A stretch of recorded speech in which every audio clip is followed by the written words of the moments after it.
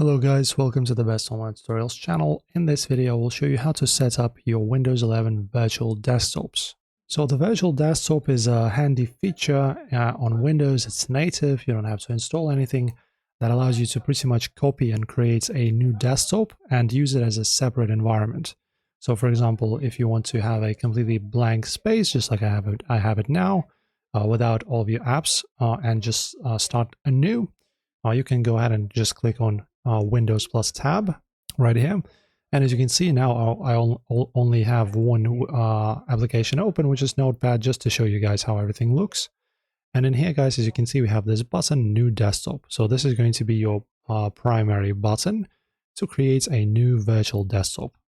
So for example, let's note this, right? So I have now opened my Notepad, right? One instance of my Notepad.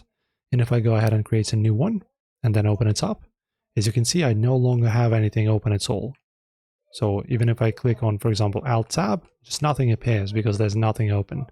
And if I want to go back, once again, Windows plus Tab, Desktop 1, and now as you can see, I have my Notepad. So it's a very handy thing. I used to use it in the past. I don't really use it anymore. But for you guys that want this feature, it's right at the distance of your fingertips. Just go ahead and use it. So pretty easy, guys. Pretty easy to create and manage. Also, if you want to delete, for example, your desktop, just click here. Okay, and that's it. So enjoy the guide. Pretty simply done. Like and subscribe as always, and thank you for watching.